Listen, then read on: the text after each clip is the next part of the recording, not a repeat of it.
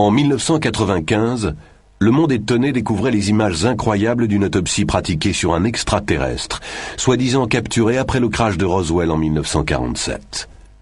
Il s'agissait du dernier et du plus spectaculaire rebondissement de l'affaire ufologique la plus célèbre du siècle. Une affaire qui continue à nous questionner, plus de 50 ans après les faits. Un véritable mythe moderne.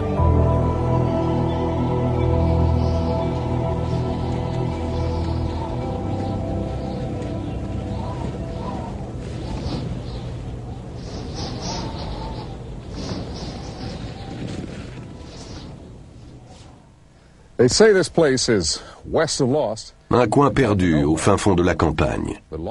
Mais il y a longtemps, plus de 40 ans, quelque chose est tombé ici.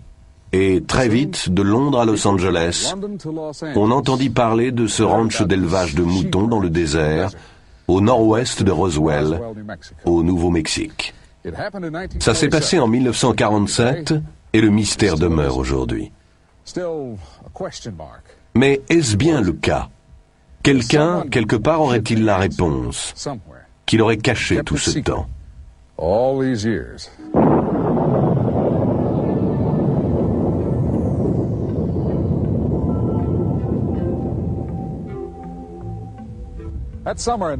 Cet été 1947, on se relevait de la guerre la plus terrible de l'histoire.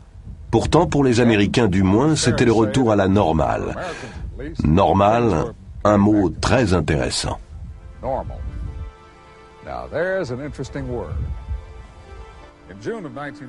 En juin 1947, Kenneth Arnold, pilotant son avion personnel près du mont Rainier, dans l'État de Washington, aperçut quelque chose de tout à fait anormal. Par la suite, il décrivit les 9 objets comme un groupe de disques bondissant à travers le ciel, comme des soucoupes volantes. La presse s'en empara, soucoupe volante. Le mot est resté. Et très vite, on aurait dit que plus les journaux en parlaient, plus on voyait de soucoupes volantes. Ici, au Nouveau-Mexique, en juin-juillet 1947, on a vu des observations multiples de ces disques, ou soucoupes volantes. Des observations peut-être réelles, peut-être pas. Et si on les a bien vues, ces lumières ont pu n'être que des reflets, des phénomènes naturels dus à des transitions de température, comme les mirages. Sinon, si c'était des engins volants, à qui appartenaient-ils et pourquoi ici, au Nouveau-Mexique?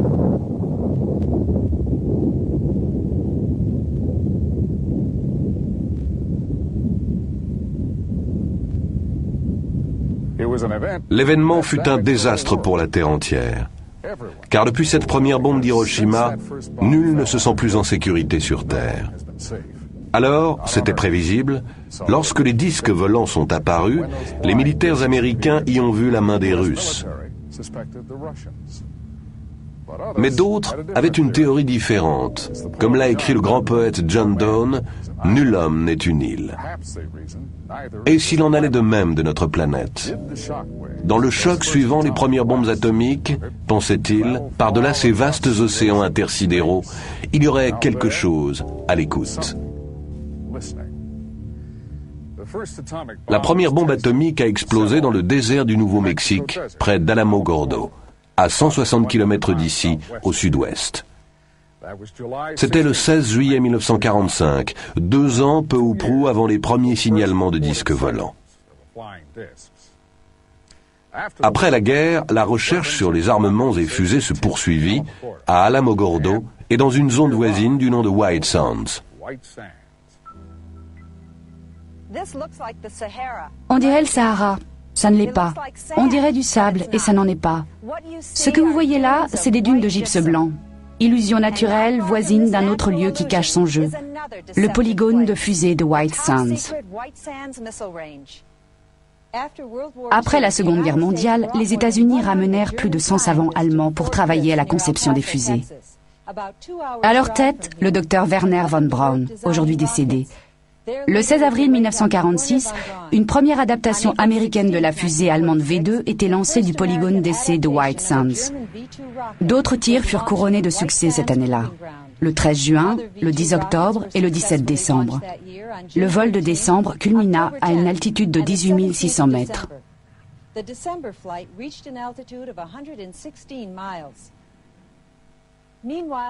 Au même moment, la seule force de frappe à capacité nucléaire au monde était en état d'alerte permanente. Doté de 15 armes atomiques, c'était le 509e groupe de bombardement de la force aérienne de l'armée. Regardez la carte. Vous voyez 3 sites formant un triangle. En bas à gauche, le polygone d'essai. En bas à droite, l'aérodrome de l'armée à Roswell, base du 509e groupe et de son arsenal nucléaire. Et au sommet, le site du crash mystérieux du 2 juillet 1947.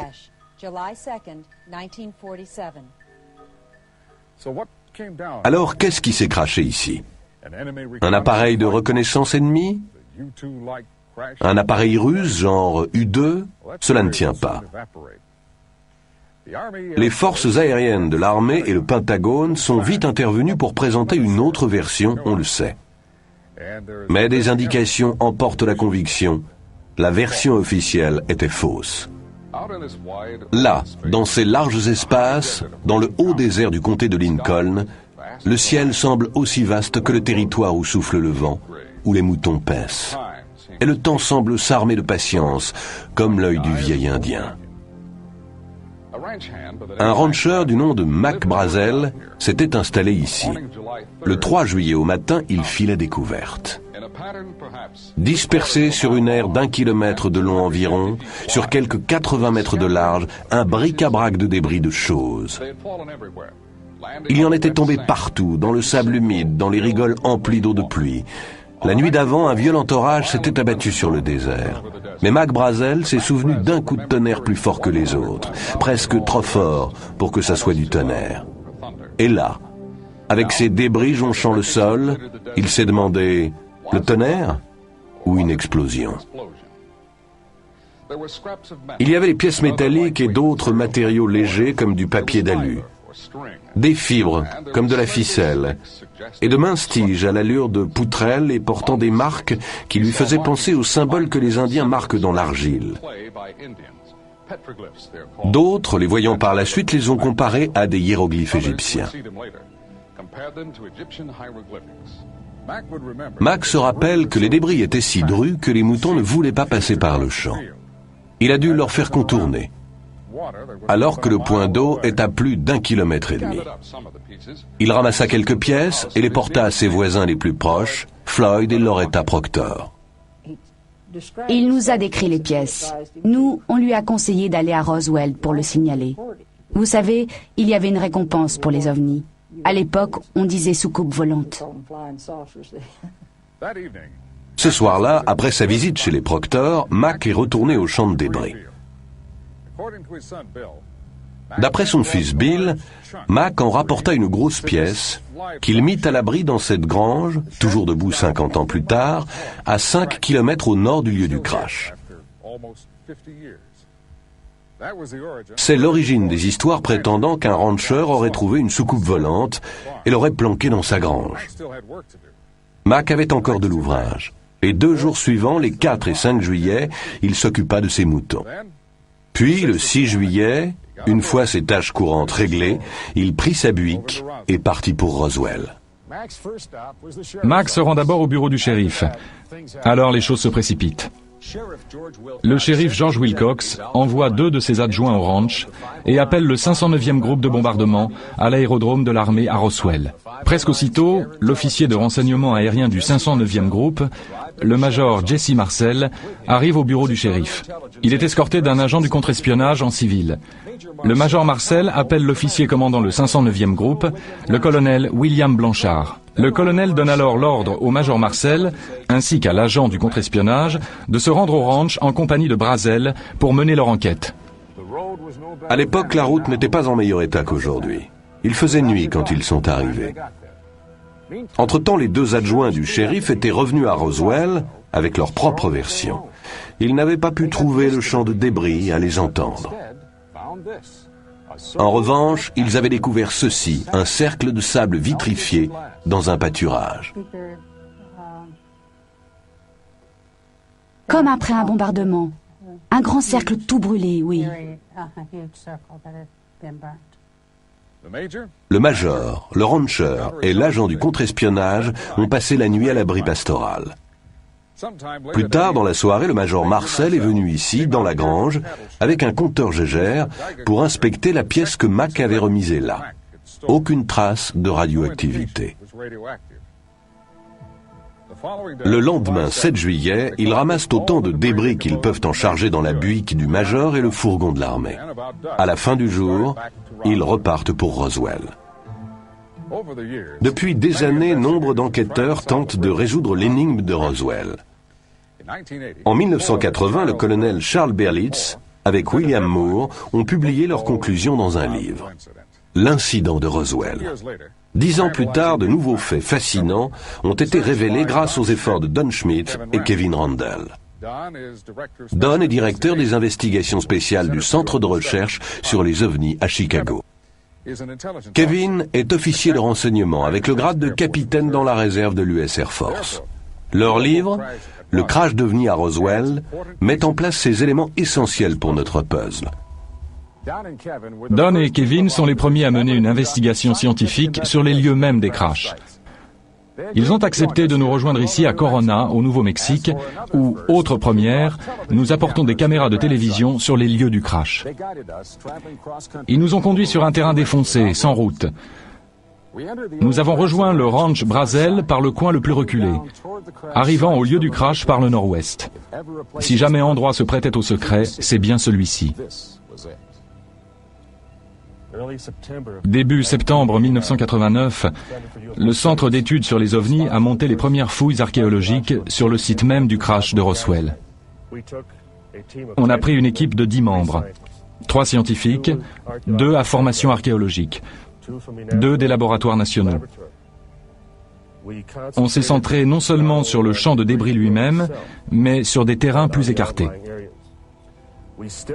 Nous espérons encore retrouver quelque chose dans des cavités, dans un puits de 2,50 m et dans d'autres lieux marécageux à l'écart du site du crash.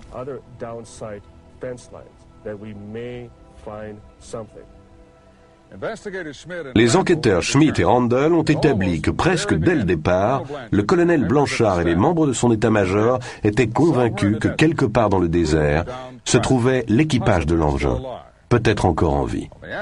L'après-midi du 8 juillet, Mac Brazel est emmené dans un appareil de l'armée au-dessus de son ranch pour aider à la recherche de l'équipage disparu ou de leur corps. Dans ses recherches, Kevin Randle a retracé l'itinéraire suivi par cet appareil. Nous lui avons demandé de refaire le parcours, cette fois avec une de nos caméras à bord. Pas de doute, le 8 juillet, le 509e groupe de bombardement lance une opération de reconnaissance aérienne. Ils veulent trouver le reste de l'engin. Ils pensent que l'épave doit être plus importante que le champ de débris. La reconnaissance aérienne pouvait servir à ça. L'idée, c'est que, en emmenant Mac Brazel, rancher connaissant bien le terrain, si on retrouvait des éléments de l'engin, il pourrait ensuite les conduire directement sur le site. L'engin a fait une reprise, il a décollé du champ de débris, il a laissé un sillon et pris de l'altitude. Kevin pense qu'il est resté en vol encore quelques secondes après l'explosion. L'engin a fait encore 5 km, puis il s'est crashé au pied de ces falaises rocheuses que vous voyez là. C'est ce qu'on appelle le point d'impact. Ironie, des civils y sont arrivés en premier. Nous avons des descriptions du deuxième lieu de crash, de 3 sources distinctes. Un ingénieur du génie civil, une archéologue, un militaire. Tous témoins oculaires.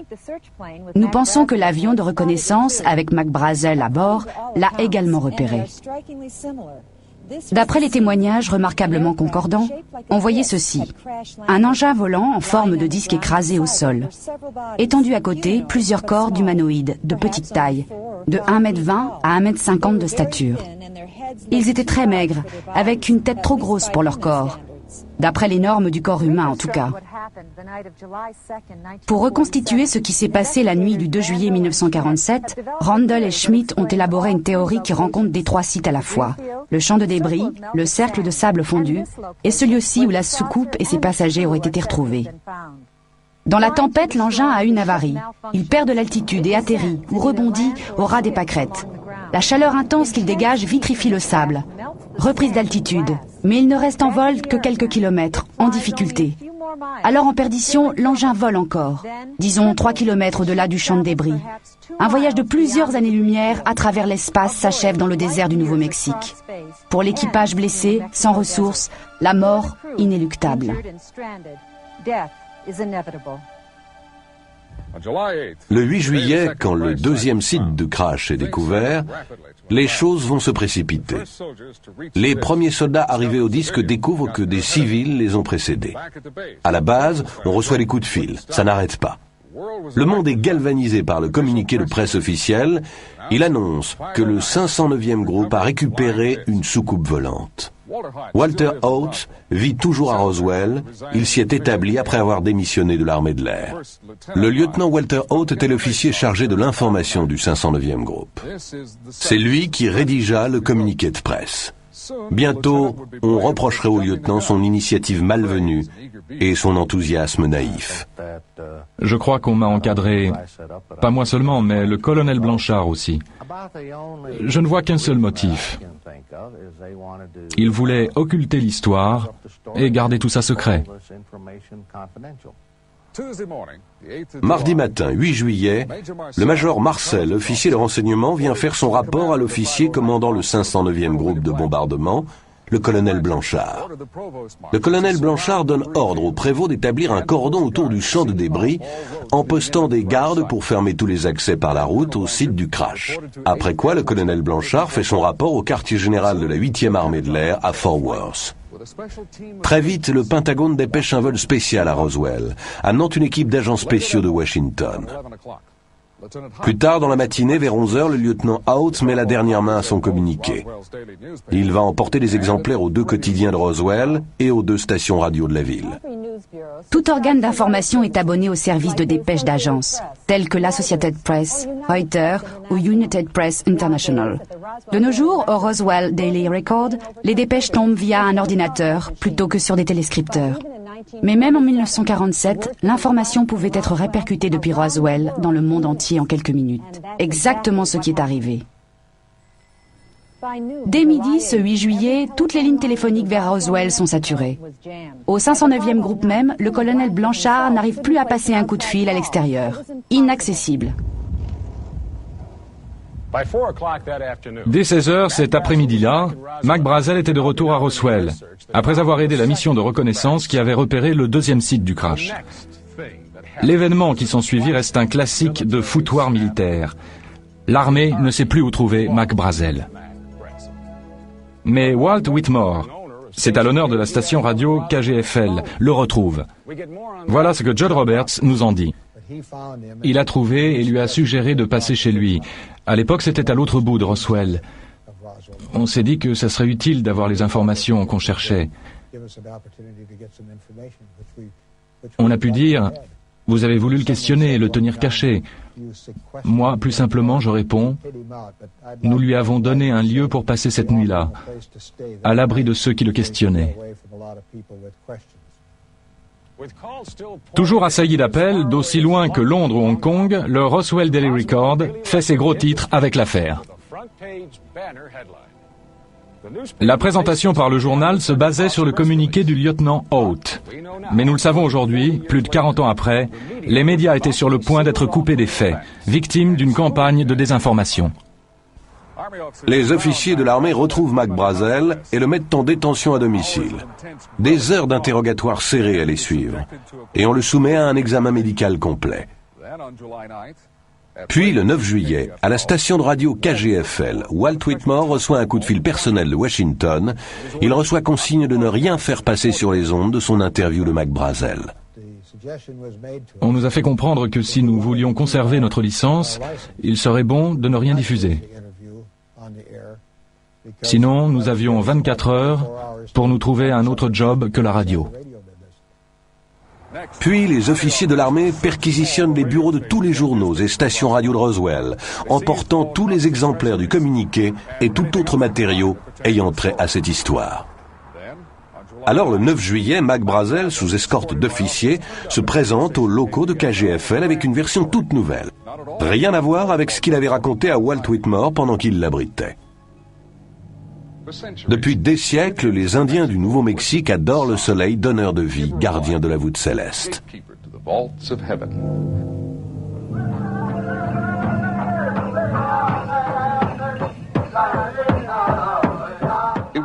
C'est pour en savoir plus sur l'antique culture indienne qu'un groupe d'archéologues s'était rendu dans le désert le 8 juillet 1947 au matin.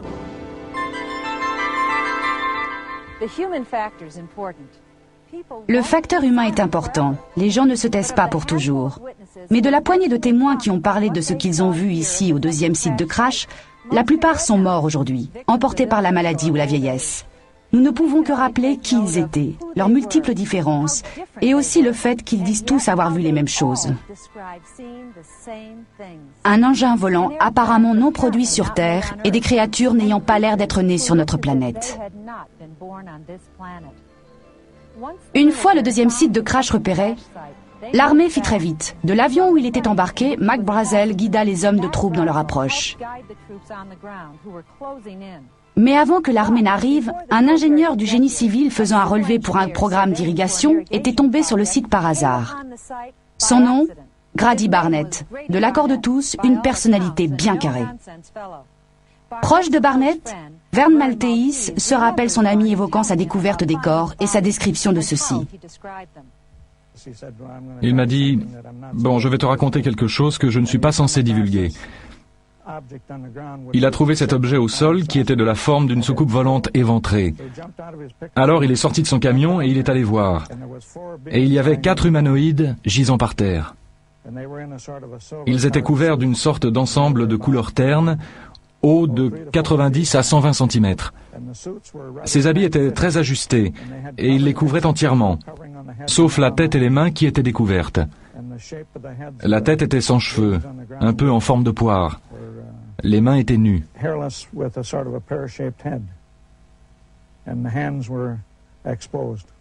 Ils étaient à peine arrivés qu'une équipe d'archéologues s'est pointée, juste après Vern. Alors les militaires sont arrivés. Ils ont cerné l'endroit. Ils ont appelé les équipiers d'Orwell, de la mission archéologique, et Barnett. Et ils leur ont donné l'ordre de ne jamais divulguer ça. Ils ne devaient en parler à personne, oublier tout ce qu'ils avaient vu. Barnett a déclaré qu'il était tout près des corps, presque à les toucher, lorsque le groupe d'étudiants et d'archéologues est arrivé. Si l'histoire est véridique, voilà un groupe idéal de témoins, ayant toutes les qualités requises, détenteurs d'éléments concrets de conviction. En d'autres termes, on aurait là ce qui constitue une preuve. Mais qu'est-il arrivé ?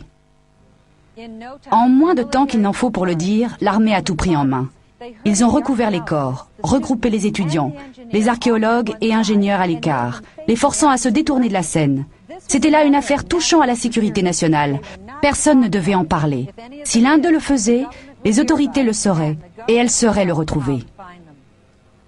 Les hommes de troupe les escortèrent loin du site, les reléguant à l'obscurité. Grady Barnett a bien parlé des corps à son patron, mais la réaction se résuma à l'incrédulité. Après quoi Barnett tint pour lui la plupart des détails, n'en parlant qu'aux membres de sa famille et à son ami proche, Vern Maltese. Grady Barnett est mort en 1969. Quant aux archéologues et étudiants, on ne les revit plus, repartis sans doute pour l'une des grandes universités du Nord-Est. Des années durant, nul ne savait où les trouver. Puis en 1979, une femme atteinte d'un cancer fit une déposition sur son lit de mort à l'une des infirmières de l'hôpital local de Saint-Pétersbourg en Floride. J'étais infirmière dans un service pour patients en phase terminale. Un jour, je vais donner son bain à une patiente. Elle était plus alerte que d'ordinaire. Elle se comportait d'une façon très soupçonneuse. Elle me demande de tirer les rideaux. Elle veut savoir s'il y a une autre patiente dans l'autre lit. Je dis non, mais ça m'a surprise.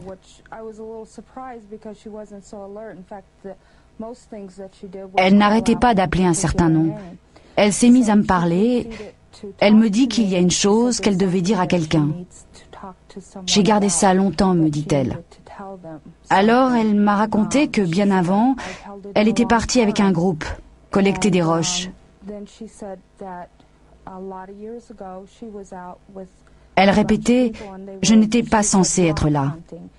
Et j'y suis allée. Et encore, si seulement j'avais pas fait ça.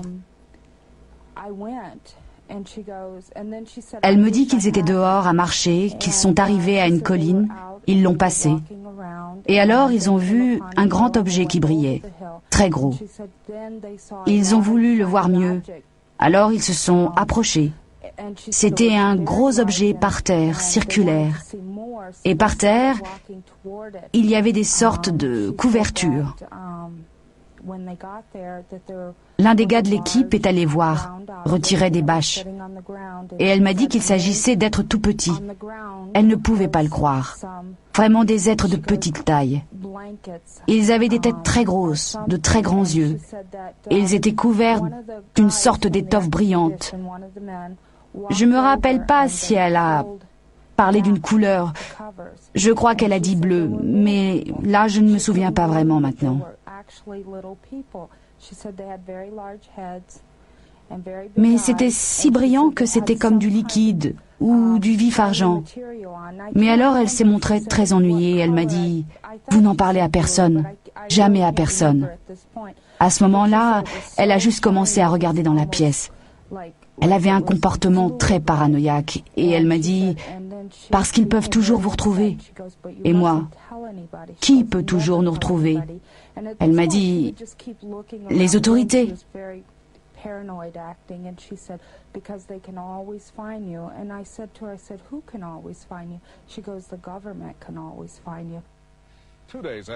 Deux jours après l'arrivée de Mac Brazel à Roswell, les rumeurs se répandent comme un feu de brousse. Le public pouvait penser que le Pentagone était foudrage et que le général Roger Ramey en prenait pour son grade. Contrairement à l'opinion du public, c'était là le résultat d'une campagne de désinformation soigneusement orchestrée. Ramey était l'officier commandant la 8e armée de l'air à Fort Worth, le quartier général chapeautant le 509e groupe. Avant que le 509e groupe n'engage la collecte des pièces et la recherche des corps, le quartier général de la 8e armée de l'air avait contacté le Pentagone. Le matin du 8 juillet, le vol spécial était organisé qui amenait une équipe d'experts du contre-espionnage de Washington à l'aérodrome de l'armée à Roswell. Le général et le Pentagone allaient sceller le couvercle. Préparant soigneusement une version occultant les faits, le général Ramey donna ordre au colonel Blanchard, commandant le 509e groupe, d'envoyer son officier de renseignement, le major Marcel, à Fort Worth. Marcel apporta au général des éléments de débris rangés dans une caisse. Laissant la boîte sur son bureau, le général conduit alors le major dans une autre pièce, lui proposant de consulter une carte. À leur retour, la caisse a disparu. À la place, on a un vieux ballon météo. Alors le général Ramey fait entrer les journalistes. Une simple erreur, déclare-t-il. Le major Marcel et le 509e groupe s'étaient trompés. Et le général ajouta que ce type de ballon était d'un modèle nouveau, affaire classée dès le milieu de l'après-midi. Mais, nous le savons maintenant, des éléments de débris avaient été livrés au général, plus tôt ce même jour. Si c'était juste un ballon, pourquoi ne pas le dire tout de suite, mettant fin à la question et rassurant du même coup le Pentagone? Le docteur Jesse Marcel Jr. avait 11 ans lorsque son père, le major Marcel, rentra une nuit avec une cargaison d'objets étranges dans sa voiture. Le docteur Marcel s'est établi aujourd'hui à Helena, dans le Montana. Il se souvient que son père l'a réveillé vers 2 heures du matin pour lui montrer, ainsi qu'à sa mère, ce qu'il avait trouvé. Ce qui était vraiment exceptionnel, c'était des marques sur une partie des pièces de l'épave.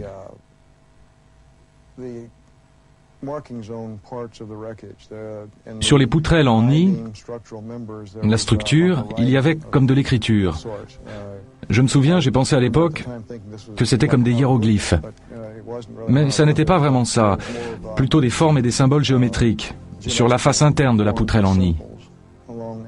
Elles avaient une couleur violet métallique, comme gravée dans la matière même. C'est le plus singulier, ce qui distingue ça de débris plus banals. Je sais parfaitement que ça n'était pas un ballon sonde ou un réflecteur radar, comme l'armée de l'air l'a affirmé. Parce que, même tout jeune, je connaissais l'aspect d'une mire radar ou d'un ballon sonde. Puisque c'est la version qu'ils ont présentée pour se couvrir, avec une insistance peu banale, je savais qu'il devait y avoir quelque chose d'exceptionnel dans tout ça. Alors j'en suis venu à réaliser que ça ne venait pas de notre monde.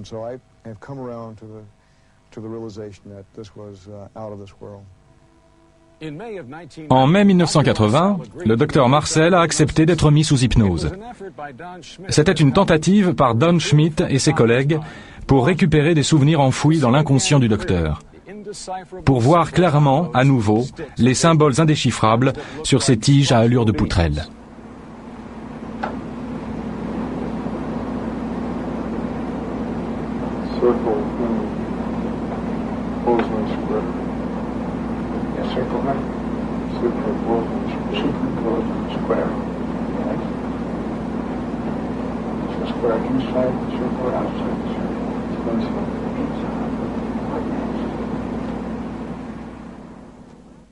Ici, sur le champ de débris, pendant que le général diffusait la version du ballon-sonde, des escouades de soldats étaient toujours à charger des brouettes.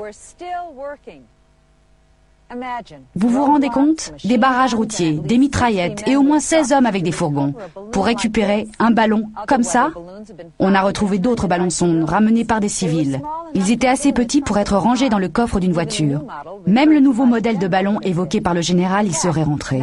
D'ailleurs, Mac Brazel a déclaré qu'il savait de quoi les ballons-sondes avaient l'air. Il en avait déjà retrouvé sur son ranch. En dépit des pressions militaires, Mac était formel. Les débris sur le champ que ses moutons ne voulaient plus traverser étaient quelque chose d'autre.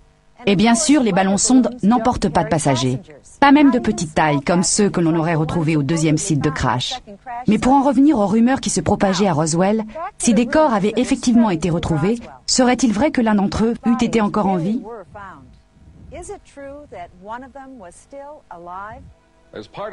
Pour leurs investigations, Don Schmitt et Kevin Randle se sont entretenus pendant 2 ans avec plus de 250 témoins en rapport avec le crash de Roswell. Ils ont écarté les témoignages de seconde main. Ils ont éliminé les sources peu fiables, suspectes d'exagération ou d'informations fantaisistes. Pour la préparation de ce documentaire, nous avons enregistré des entretiens avec plus de 25 personnes dont les antécédents ont été vérifiés et soigneusement passés au crible. Nombre d'entre elles ne se sont jamais rencontrées. Et pourtant, leurs versions s'accordent toutes. Chaque élément du puzzle venait s'encastrer, rien n'indiquait une collusion. Jack Rodin a grandi à Roswell. Il y vit toujours. En 1947, son père, photographe professionnel, était de ceux qui suivirent l'affaire. Jack se rappelle toujours 4 mots énigmatiques. Un jour ou 2 après l'annonce de la version du ballon météo, je l'ai interrogé là-dessus. Je voulais savoir ce qui se passait vraiment, ce qui s'était produit. Et il a prononcé ces mots. Ils l'ont tué. Il avait ce pouvoir de dire plein de choses en peu de mots. Des mots qui pouvaient se comprendre de plus d'une façon. Je lui ai demandé, tu veux dire quoi? Ils ont tué l'affaire? Et lui n'en voulait pas démordre. Il répéta seulement, ils l'ont tué. Et moi, ils ont tué quelqu'un? Alors je ne pouvais pas insister. Je me suis abstenu. Mais je n'ai pas oublié. Frankie Rowe a tenté de ne pas se souvenir. Elle affirme avoir reçu des menaces. Elle devait tout oublier sur l'incident sous peine d'être séparée de sa famille ou d'être mise en prison. Mais des années plus tard, à mesure que des pans de l'histoire étaient publiés, les souvenirs de Madame Rowe sont revenus en force. Les souvenirs et la colère. À présent, elle est convaincue que le public américain a le droit de tout savoir, toute l'histoire, et même de petits fragments, comme ces fragments de métal qu'elle a vus et qu'elle a touchés. Il a sorti sa main de sa poche. Il tenait un morceau de ce matériau roulé en boule, une boule minuscule. Il l'a laissé tomber sur la table. Ça s'est répandu comme du liquide ou du mercure, sans un pli. On a tous pu le toucher, le ramasser. On pouvait le plier, pas de froissement, pas de bruit. C'était très mince, très brillant, comme de l'argent. Un carré de 30 cm. Et je n'ai aucune idée de ce que c'est devenu.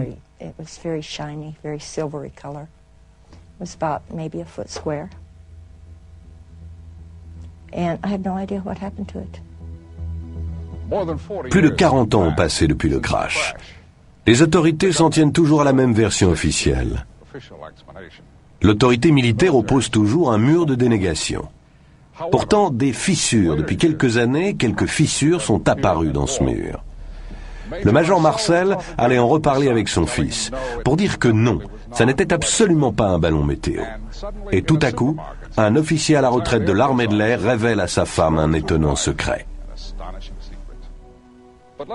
Mais d'abord, présentons l'histoire de Brownie. Melvin A. Brown était sergent au 509e groupe au Nouveau-Mexique au moment du crash. Par la suite, il fut muté en Angleterre. Il épousa une Anglaise et à l'âge de la retraite s'établit avec sa famille dans la banlieue de Londres. Au fil des années, à plusieurs reprises, il évoque pour les siens des bribes d'une étrange histoire. Mais sur son lit de mort, en 1982, Brownie livra le reste de son secret et révéla le numéro d'un compte en banque confidentiel. Aucune trace de fonds pour ses proches. Et le numéro de compte n'apparaît nulle part. Cependant, sa famille se demande toujours s'il y aurait de l'argent qui les attend quelque part. Ils se demandent et se rappellent les paroles de Brownie. Un peu comme si, une fois raconté son histoire, il l'avait regretté. Tous les soldats disponibles au sol, là je cite ses propres termes, je m'en souviens, tous les soldats disponibles au sol ont dû aller dans le désert où une soucoupe volante était tombée. Ils ont tous dû monter la garde autour de cet endroit et tout surveiller autour, sans funer. Apparemment, un type a quand même été voir et ils ont soulevé la bâche. C'était des fourgons à bâche intégrale. Je ne sais pas ce qu'il voulait dire. Sans doute une histoire de bâche. Ils ont imité l'autre. Ils ont soulevé les bâches et ils ont vu 2 corps, je crois. Mais ma sœur dit 3 corps. Là, on n'est pas d'accord. Ils ont vu des corps d'une taille de 1,20 m, pas plus, peut-être moins. Des têtes bien plus grosses que d'ordinaire, des yeux bridés et la peau jaune.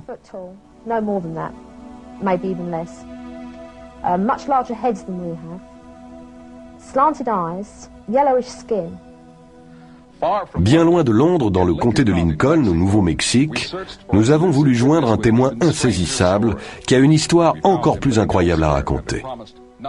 Nous l'avons retrouvé ailleurs. Nous nous sommes engagés à ne pas révéler ses coordonnées. Il s'appelle Glenn Dennis. Et en 1947, il était entrepreneur de pompes funèbres, dirigeant l'entreprise de pompes funèbres Ballard à Roswell, au Nouveau-Mexique. Ici à Roswell, l'après-midi du 8 juillet, les pompes funèbres de la ville se mirent à recevoir des appels émanant de l'hôpital de la base aérienne. Il s'agissait des questions sur la préservation des tissus, l'effet de tel ou tel produit sur les tissus. Et des sociétés à Roswell reçurent commande d'une importante quantité de neige carbonique. Après 4 ou 5 coups de fil reçus aux pompes funèbres, le responsable conclut qu'il devait y avoir eu un crash avec mort d'homme à la base aérienne. C'était le début de l'histoire la plus remarquable liée au crash de Roswell. Voici l'homme dont nous parlons. L'entrepreneur de pompes funèbres, Glenn Dennis. En 1947, il était directeur de l'entreprise de pompes funèbres Ballard à Roswell. Ces coups de fil formaient les préludes de menaces de mort.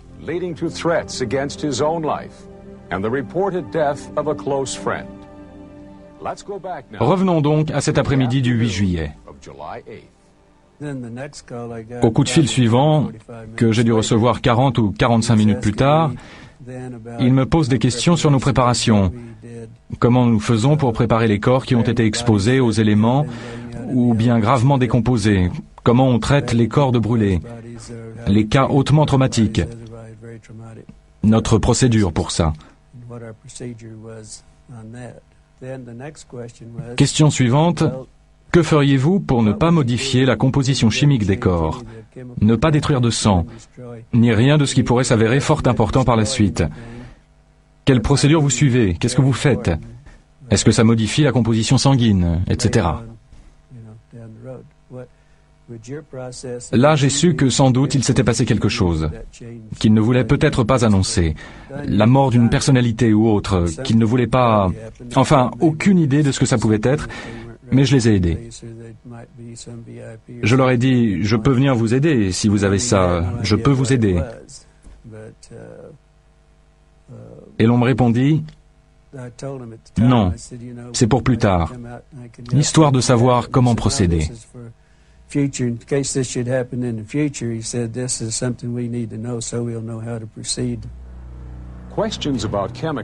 Des questions sur les produits, les tissus, la préservation du sang et autres fluides physiologiques. Des questions bien bizarres. Si les médecins de la base étaient en train d'autopsier les restes, au moment de ces coups de fil, il s'ensuit que dès le 8 juillet, les corps avaient été enlevés du 2e site du crash et déposés à l'hôpital de la base, ce qui correspondrait à des détails clés du récit du sergent Brown.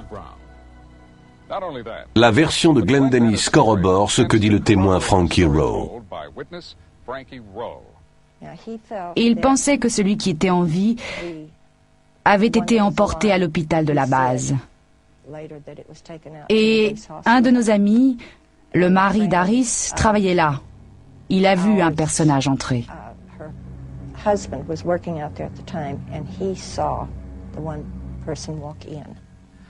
Plus tard dans l'après-midi, Glenn Dennis amène un aviateur blessé à l'hôpital de la base suite à un incident de circulation.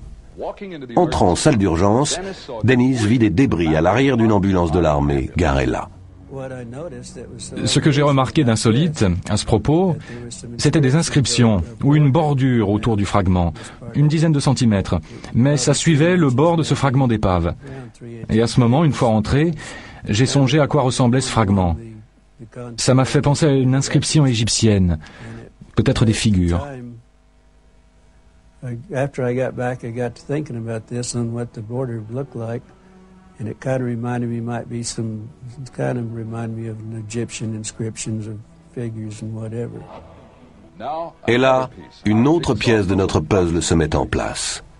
Il semble que le médecin était en plein examen des corps lorsque M. Dennis est entré dans la salle d'urgence. Ils étaient assistés par une infirmière dont il nous dit que c'était une proche amie. Une des infirmières, lieutenant du corps des infirmières, que je connaissais très bien, elle était très remontée. Elle m'a dit « Comment tu es entré ici? Qu'est-ce que tu fais là? Sors d'ici tout de suite, ou tu vas avoir de gros ennuis. Sors vite fait. » L'infirmière s'éclipse dans une autre pièce, sans doute là où l'autopsie était toujours en cours. Mais de gros ennuis attendaient Glenn Dennis, à cause d'une remarque faite à un officier qui le bloqua à la sortie. J'ai dit, on dirait qu'il y a eu un crash. Et puis encore, je vois des débris dans les ambulances. C'est sans doute là que je me suis attiré des pépins, juste là. Il me dit, un instant s'il vous plaît. Et il va à la porte, fait signe, et là 2 types de la police militaire débarquent. Il leur dit, vous me sortez ce gars-là et presto. On prend le hall pour sortir et j'entends une voix d'homme qui fait, j'en ai pas fini avec lui. Vous le ramenez.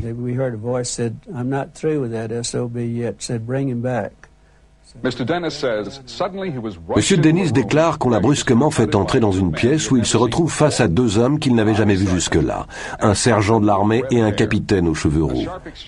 Un échange animé s'ensuit où Dennis affirme que tous les 2 l'ont menacé de mort. Le capitaine roux me dit, il n'y a pas eu de crash ici. Vous n'avez rien vu. Vous n'avez pas envie de raconter quoi que ce soit à qui que ce soit. Vous n'avez rien vu. Si vous faites ça, vous allez avoir de gros pépins. Bon, moi j'étais un peu remonté. Je n'aimais pas la façon dont il m'avait traité au début. Je lui fais la remarque. Écoutez, moi je suis civil. Vous ne pouvez rien me faire. Allez au diable. Ce furent exactement mes paroles. Je m'en souviens très bien. Alors le sergent noir m'a dit, « Te fais pas d'illusions, petit, ou quelqu'un ira ramasser tes os dans le sable. »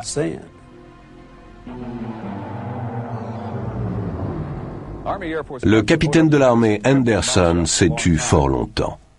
Il ne s'est exprimé qu'après avoir vu que d'autres avaient rompu le silence. Il était alors à la retraite installé en Californie. Il y avait une rumeur depuis longtemps. L'un des pilotes assurant un vol au départ de Roswell aurait vu les corps. Mais ce n'est qu'en 1982 que la rumeur devint réalité.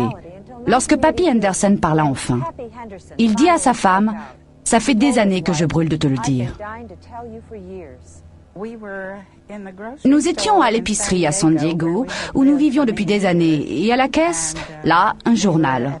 Le Globe, je crois, avait toute une histoire sur l'affaire. D'ailleurs, j'ai gardé les journaux. Il a jeté un coup d'œil et il m'a dit, « Ça fait des années que je veux t'en parler. » J'imagine que si ça sort dans les journaux, alors ça n'est plus top secret. Alors nous avons acheté les journaux, on est allé à la voiture et il m'a dit « Lis ça ». Et j'ai lu ces articles. Il m'a dit « C'est une histoire vraie ». Et encore, non seulement je le savais, mais c'est moi le pilote qui a convoyé la soucoupe crashée jusqu'à Dayton dans l'Ohio. J'étais abasourdie. Et si ça n'avait pas été papy, sans doute que je ne l'aurais pas cru. Mais il était très sûr de son fait. Et il me disait toujours la vérité, sans le moindre faux fuyant. Alors je l'ai cru. Mais à l'époque, si on disait qu'on avait vu un engin intergalactique ou une soucoupe volante, votre réputation était faite. Une cinglée. Alors, on n'en a pas beaucoup parlé. Mais ça faisait des années, quand on lui demandait ce qu'il pensait des soucoupes volantes, sa réponse était toujours « pas de fumée sans feu ». But years before, when people would ask him what he thought about flying saucers, his answer was, "There's something to it." Près de 50 ans plus tard, la version officielle n'a toujours pas varié. Mais qu'un vaisseau spatial se soit écrasé ou non au Nouveau-Mexique, une chose reste certaine. Les histoires touchant à l'incident ont été ensevelies depuis des dizaines d'années sous plusieurs strates de secrets, ce qui amène à la question la plus fascinante de toutes. Pourquoi ? La preuve de l'existence d'une vie intelligente sur une autre planète ruinerait-elle notre civilisation? Mettrait-elle à bas l'édifice de la science? Minerait-elle la religion? Est-ce cela que l'on craint? Il y a des siècles, ces mêmes craintes motivaient les adversaires de Copernic et de Galilée, qui ont révélé les vérités de base que tout écolier sait de nos jours, que le Soleil est le centre de notre système solaire et que la Terre tourne autour de lui. Ou bien y a-t-il encore autre chose? Les visiteurs, à supposer qu'il y en ait, pourraient-ils être des prédateurs, sans égard pour les vies et les souffrances humaines? Nos leaders nous ont-ils protégés d'une vérité terrifiante? Même alors, quel intérêt présentent pour nous tous ces secrets? Quelques décennies de fausse tranquillité? Eh bien, les choses évoluent. Alors que nous en sommes au terme du XXe siècle, nous sommes arrivés à la fin du temps de l'innocence. Les gens exigent la vérité. Et pourtant, c'est une vérité qui pourrait nous ébranler. Nous ne serons peut-être plus jamais assurés d'être maîtres chez nous, ici sur Terre, ni même tout à fait certains d'être seuls dans l'univers.